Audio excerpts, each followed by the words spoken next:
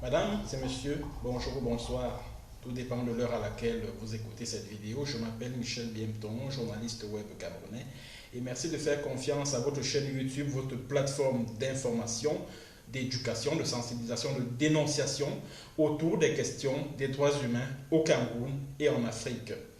Alors, à travers cette vidéo, mesdames et messieurs, au cours de cette séance vidéo, nous allons parler de la dernière actualité concernant la crise en cours, si vous voulez, le conflit en cours dans le Southern Cameroun. Le Southern Cameroun, c'est le Cameroun anglophone. Et la dernière actualité en date, comme vous le savez, comme vous l'imaginez, c'est un général séparatiste, indépendantiste anglophone, entre guillemets, général Ayeke, est tombé les armes à la main.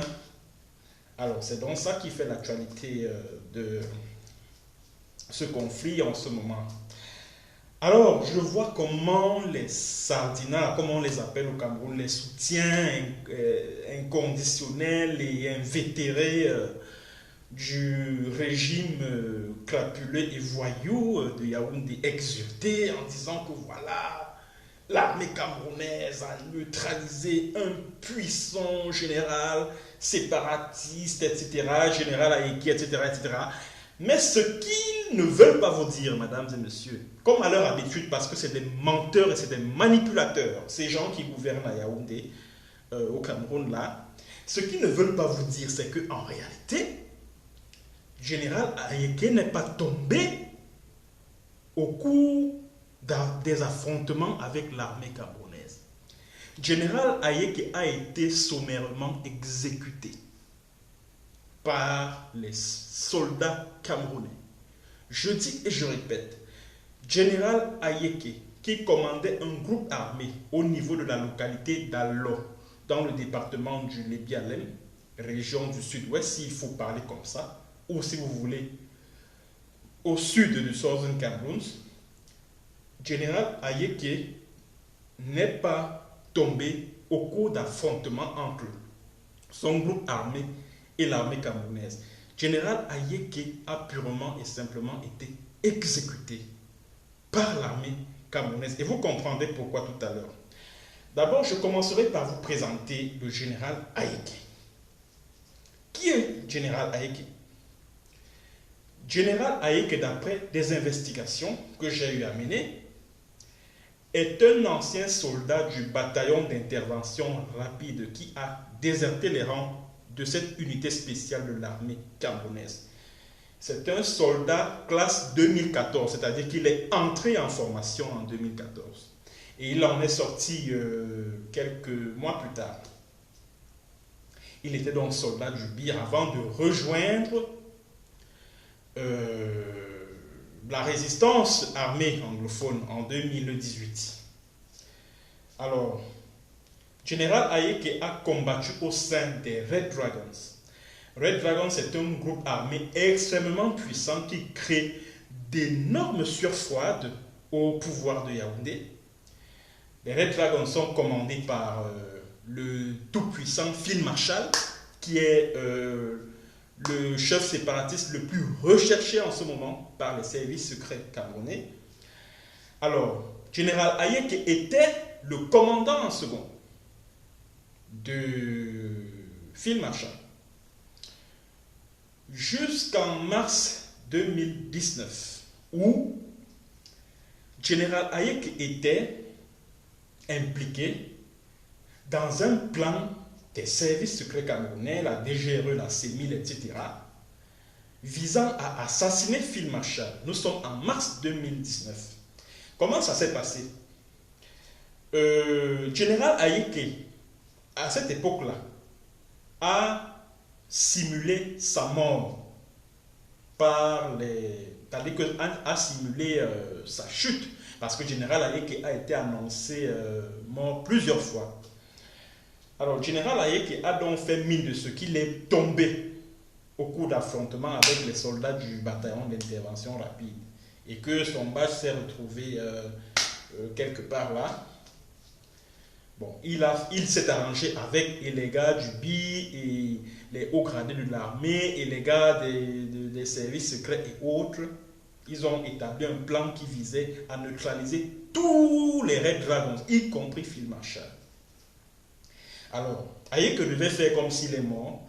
Et maintenant, quelques jours plus tard, il revient à la vie et il va vers Phil Marshall pour lui dire, voilà, pour célébrer donc mon triomphe sur la mort, il faut qu'on organise une cérémonie dans le camp, c'est-à-dire que dans le camp principal de ce groupe armé dans les Red Dragons, bon, afin de célébrer ça avec à manger, avec à boire et tout. Donc ça veut dire que le plan c'était quoi? Que Général Hayek et 2 ou 3 de ses gars devaient rassembler tous les Red Dragons dans un campement, dans leur campement. Ils devaient manger, boire jusqu'à saouler même. Et pendant qu'ils seraient en train de se reposer, le BI devait surgir dans ce camp et les massacrer tous. Mais Phil Marshall, très intelligent, a flairé le danger. Il a refusé d'organiser cette fête. Ce qui fait que quand les BI sont arrivés, nous sommes en mars 2019, quand les BI sont arrivés pour neutraliser les Red Dragons, ils ont juste trouvé le veilleur de nuit. Les autres avaient déjà battu en retraite. Bon, ce n'est que le veilleur de nuit qui a été tué. Les autres, tous les Red Dragons ont battu en retraite parce que Phil Marshall a réussi à déjouer un plan qui visait à l'assassiner lui-même et tous les Red Dragons. Donc, il devait être entassé dans ce camp, dans ce campement-là. Et les BI devaient en profiter pour les tuer tous à l'intérieur pendant qu'ils dormaient après avoir célébré le triomphe d'Hayek. Le triomphe d'Hayek sur la mort. Voilà donc le plan que le pouvoir de Yaoundé, les sécurocrates du régime de Biya ont établi avec Général Hayek. Et quand le plan échoue, Hayek devient un dissident du pouvoir de Yaoundé, des Red Dragons, et il crée son propre groupe armé appelé Gorilla Fighters. Sauf que le Gorilla Fighters va faire exactement ce que les nombreuses milices que les Atanga Ponji et les colonels voyous de la division de la sécurité militaire Bamku Emile, c'est-à-dire que leurs milices qu'ils ont déversées dans toute la zone anglophone là, pour kidnapper contre rançon, pour tuer, pour décapiter les jeunes filles, les hommes en tenue, dans le but de jeter le discrédit sur la lutte d'indépendance du peuple anglophone, dans le but de dresser la communauté internationale contre la lutte anglophone. Alors, Hayek a donc créé ce groupe-là appelé Gorilla Fighters. Le rôle de ce groupe-là, ce n'était pas de combattre l'armée camerounaise. Non, pas du tout. Le rôle de ce groupe, c'était de fragiliser les Red Dragons parce que les Gorilla Fighters opèrent au niveau d'Allo. La localité d'Allo est située dans le département du Lebialem. C'est-à-dire que dans la zone de couverture du groupe armé Red Dragons. Alors, les Gorilla Fighters opéraient donc au niveau d'Allo. Sauf que ce qu'ils passaient le temps à faire, c'était de kidnapper contre rançon. 2, c'était de tuer, d'assassiner certains civils et même des groupes armés qui sont restés fidèles à Phil Marshall parce que l'objectif assigné par le pouvoir de Yaoundé à Hayek, général, et à son groupe armé, les Gorilla Fighters, c'était de fragiliser les Red Dragons, qui est un groupe armé extrêmement qui crée d'énormes sueurs froides au pouvoir de Yaoundé. 2, c'était de tuer Phil Marshall. Alors, tout ce que Hayek passait le temps à faire, c'est de kidnapper contre rançon, c'est de s'aimer la terreur au sein des populations du Lebialem, à tel point que même Phil Marshall a même eu à se plaindre de lui et lui a envoyé des avertissements, plusieurs avertissements, que arrête de faire ce que tu es en train de faire là. Sinon, moi-même, je vais te traiter. Alors, Hayek a donc organisé tout ça, il kidnappait contre rançon. Il a incendié des villages, je me souviens, c'était au mois d'avril. Ces gars sont allés incendier un village appelé Bangam, pas très loin d'Allo.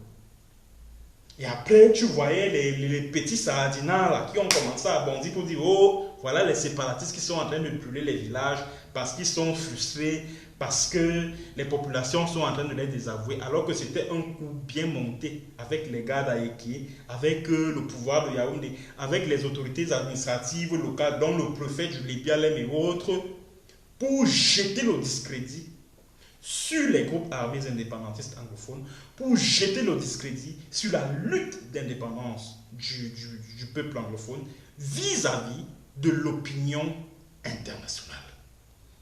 C'était donc ça le rôle de général Ayeke. Et pour vous en convaincre, mesdames et messieurs, je vais vous faire écouter un voicemail avant que général Ayeke ne soit tué par ses partenaires du crime.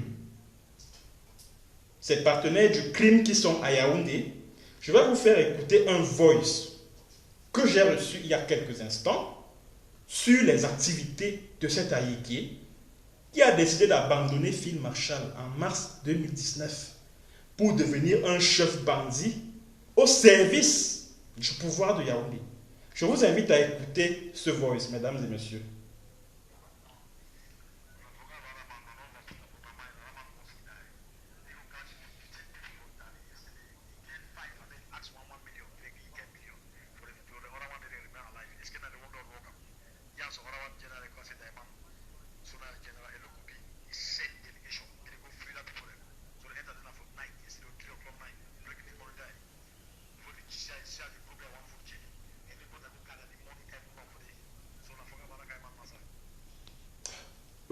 J'ai l'impression que le son, vous m'excuserez parce que je vais essayer d'améliorer le son parce que j'ai l'impression qu'on n'a pas bien suivi. Alors, général Ayeke, comme je disais donc, passait tout son temps à terroriser les populations, à kidnapper, à exiger des rançons. Et ces rançons-là, et quand les victimes payaient les rançons, ils se partageaient ça et avec ses gars et avec ses amis du pouvoir de Yaoundé, au niveau de Lebialem, au niveau même de Boya, etc., etc. Bon, je vous invite à réécouter ce voice, mesdames et messieurs. C'est-à-dire que sur les activités de général Ayeke et un certain Daiman, colonel Daiman, au niveau d'Alor. Je vous invite à écouter, mesdames et messieurs.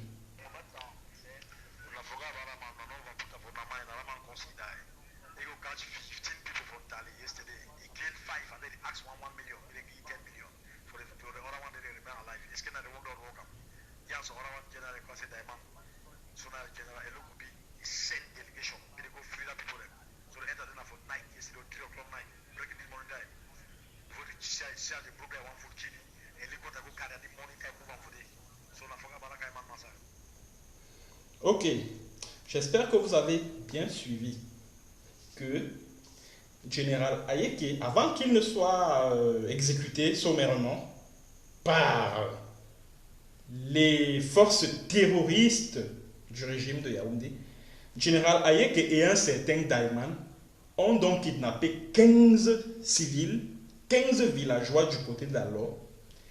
Et sur les 15 villageois, ils ont tué 5. Et les 10 autres, ils demandaient les rançons de 10 millions par tête. Ils demandaient les rançons de 10 millions par tête. Et maintenant, et que c'est le général Elo Kobi qui est au CED à Yaoundé, là, qui a envoyé qui a dépêché une opération pour aller libérer les otages, etc., etc., etc. Donc, comme je vous le disais donc, voilà donc ce que général Ayeke et toute sa bande passaient tout leur temps à faire, kidnapper contre rançon, etc., semer la terreur au sein de la population afin que l'opinion internationale puisse retenir des groupes armés indépendantistes anglophones, c'est-à-dire que puissent garder des groupes indépendantistes anglophones l'image des groupes terroristes. C'est ça l'objectif que Yaoundé a assigné à Ayeke et à ses Guerrilla Fighters. Et en le faisant, il a bénéficié, le général Ayeke a bénéficié du parrainage de certains faux activistes qui se disent ambazoniens, qui disent supporter les ambazoniens là. Ces activistes-là, ces faux activistes-là sont qui aux États-Unis, qui en Europe. Je ne vais pas citer leur nom ici, ils se reconnaîtront. Il y a un là qui passait son temps à encourager Général Ayeke à combattre Phil Marshall. Il y a un là, il est quelque part là, aux États-Unis. Je ne vais pas citer son nom. C'est lui qui passait son temps à dresser Ayeke contre les Phil Marshall, à semer la zizanie, la division au sein du mouvement et du mouvement indépendantiste anglophone. Et Ayeke était utilisé comme le diviseur commun au sein de ce mouvement-là. Mais s'il vous plaît, tout ce que Ayeke était en train de faire, il ne le faisait pas de lui-même. Il le faisait à l'instigation du pouvoir de Yaoundé à travers les autorités administratives de la région du sud-ouest et même du département du Lebialem. Je vais vous inviter une fois encore, mesdames et messieurs, à écouter un autre voicemail qui trahit. Ça c'est un WhatsApp, un message WhatsApp que Ayeke a envoyé au préfet du département du Lebialem. Je vais vous faire écouter tout à l'heure, mesdames et messieurs, un voicemail que le général Ayeke a envoyé au préfet du Lebialem avant sa mort. Je vous invite à écouter ce voicemail, mesdames et messieurs. Mr. Dio, très bien.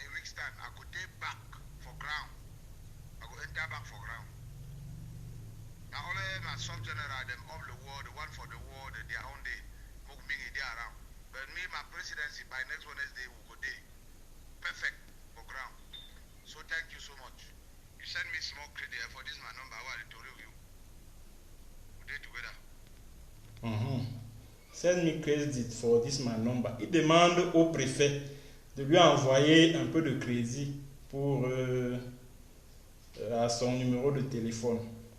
Voilà, vous avez donc écouté l'audio. Il commence par Mr. Dio. Et DIO, dans le Cameroun anglophone, ça veut dire Divisional Officer, qui veut dire au préfet. Voilà. Donc, ça veut dire que cela confirme donc ce que je vous ai dit, à savoir que Général Ayeke travaillait en étroite collaboration avec le pouvoir de Yaoundé via les autorités administratives locales, dont le préfet du Lébialem, à qui il parlait à travers ce voicemail, en lui demandant en lui disant que voilà, je vais envoyer mes gars, oui, parce que j'ai préparé un peu à manger, puis un peu à boire pour eux, etc. Je vais envoyer mes gars vers toi pour que tu fasses quelque chose pour eux, etc., etc. Et vraiment, envoie-moi le crédit par ce numéro de téléphone. Donc, ça trahit justement la collaboration qu'il y avait entre le préfet du Lébialem, parce que quand il parle de DIO, Divisional Officer, je suppose qu'il s'agit du préfet du Lébialem, là où il opérait. Donc, ça vient confirmer ce que je vous ai dit, mesdames et messieurs, à savoir que Général Ayeki a été certes un chef séparatiste. Là, c'était du début du conflit, en début 2018, là, jusqu'en mars 2019. Il était l'un des patrons des Red Dragons au niveau de Lébialem. Mais à partir de mars 2019, Général Ayeke, parce qu'il a été trompé, manipulé par certains faux activistes ambazoniens, là, les faux activistes ambazoniens dont je parlais tout à l'heure, là, il s'est retourné contre Phil Marshall, il s'est retourné contre les Red Dragons, il a commencé à mener un certain nombre d'opérations secrètes pour le compte de pouvoir de Yaoundé et contre la révolution indépendantiste anglophone. Donc c'était ça son rôle en fait. Ça veut donc dire que le fait pour Général Ayeke d'être assassiné comme il a été, cela n'impacte en rien le cours de la révolution. C'est-à-dire que c'est une affaire, moi je considère la mort d'Ayeke comme une affaire interne de la mafia qui gouverne à Yaoundé là et tout ça. C'est-à-dire que c'est une affaire, comme on dit vulgairement au Cameroun, c'est eux là-bas, c'est entre eux là-bas. Donc ça n'affecte en rien la révolution. Général Ayeke, c'est quelqu'un qui avait une mission, à qui on a confié une mission. Et je tiens à vous rappeler que son groupe armé, les Guerrilla Fighters, était sponsorisé par un ministre à Yaoundé qui s'appelle Paul Tasson. Paul Tasson qui est ministre délégué en charge du ministère de l'économie. Donc il fait partie des personnes qui sponsorisaient les Guerrilla Fighters, qui n'étaient pas là pour combattre pour le compte du peuple anglophone, du Southern Cameroun, jamais. Ils étaient là, ils avaient une mission qui consistait à s'attaquer aux Red Dragons, à s'attaquer à Phil Marshall, qui en est le patron, à kidnapper contre rançon, à terroriser la population, à assassiner certains membres des Red Dragons, etc., etc. Voilà, c'était ça sa mission. C'était ça sa mission. Et moi, ce qui me choque dans cette affaire, c'est que vous verrez certains journalistes camerounais, surtout d'obédience francophone, là, écrit oui, un général est encore tombé, exactement comme ça s'est passé avec celui qu'on avait tué à Bamenda tout récemment, la Mad Dog. On présente Mad Dog comme étant un puissant général séparatiste, alors que c'était un chef bandit que les généraux en cavalaient et tout le haut commandement de l'armée au niveau de Bamenda utilisaient pour des missions secrètes, pour décapiter les gens, pour les kidnappings contre rançon, exactement comme Ayeke faisait. Et demain, vous verrez, on va dire la même chose d'Ayeke. Il est tombé, les armes à la main, oh, vraiment, l'armée camerounaise a neutralisé. Bon, c'est pas pour douter de la bravoure des soldats camerounais, non. Mais sur ce coup-ci, il s'agit d'un règlement de compte entre mafieux, tout simplement. C'est-à-dire, on ramasse, on prend Général Ayeke, on l'utilise pour des sales besoins, on l'utilise pour fragiliser les Red Dragons, on l'utilise pour tuer Phil Marshall. Et maintenant, quand les gars se rendent compte qu'il n'a pas atteint cet objectif, quand les gars se rendent compte qu'il devient nocif même pour la population, ses parrains au niveau de Yaoundé décident donc de le sacrifier. Et c'est ce qui s'est exactement passé. Voilà pourquoi, et ils vous racontent des tas de bêtises là. Ils disent que oui, on l'a neutralisé avec ou c'est combien de terroristes qui ont été blessés, neutralisés. Depuis là, vous ne voyez que le corps d'Aïké. Vous avez vu un autre corps en dehors d'Aïké? Non. Vous avez vu un corps en dehors de celui d'Aïké? Non. Ça veut tout simplement dire qu'il a été exécuté sommairement. Oui, c'est-à-dire que c'est comme si on lui a tendu un traquenard, il est entré dedans et maintenant les gars en ont profité pour le neutraliser. Aussi simple que ça. Aussi simple que ça. Général Ayeke a été sommairement exécuté exactement comme Mad Dog. Exactement comme Mad Dog. Et les Camerounais croiront que non, vraiment, le pouvoir de Yaoundé est en train de prendre le dessus, les généraux sont en train de tomber un à un, etc. Alors qu'il n'en est strictement rien. Il n'en est strictement rien. Ce sont leurs partenaires du crime, si on peut dire comme ça. C'est-à-dire que les partenaires du crime de la cause à Nostra qui dirigent le Cameroun, là, cette bande de mafieux, là, ces voyous qui gouvernent à Yaoundé, là, ils utilisent des gens en zone anglophone comme les Ayeke et autres pour des opérations secrètes. Maintenant, quand ça foire et qu'ils se rendent compte qu'eux-mêmes, Ayeke peut les mettre en danger à tout moment, ils l'exécutent. C'est ce qui s'est passé. Vous avez écouté les voices là tout à l'heure. Vous avez écouté. Donc Ayeke travaillait en étroite collaboration avec les autorités de Yaoundé, avec le préfet du Lébialem et sans doute avec le sous-préfet d'alors. Tout simplement. Il n'était donc pas un général séparatiste parce que les séparatistes combattent plutôt ces préfets, ces sous-préfets et tous ceux qui incarnent l'autorité, le régime, tous ceux qui incarnent le régime voyou de Yaoundé là, ils les combattent. C'est-à-dire qu'un général séparatiste les combat plutôt, il ne travaille pas avec eux. Je vous en ai donné la preuve tout à l'heure que Ayeke travaillait en étroite collaboration avec les autorités de Yaoundé. Il ne travaillait pas pour la cause de la révolution anglophone, pour la cause du peuple combattant du Southern Cameroun. Jamais. Alors, c'était donc là les résultats de mon enquête sur Général Ayeke. Partagez cette vidéo au maximum afin de ne laisser nulle place à la manipulation. Parce que le pouvoir de Yaoundé a cette particularité, c'est qu'il est essentiellement et extrêmement manipulateur et corrupteur et moralement corrupteur. Merci d'avoir écouté cette vidéo et à la prochaine pour une autre séance. Bonjour, bonsoir.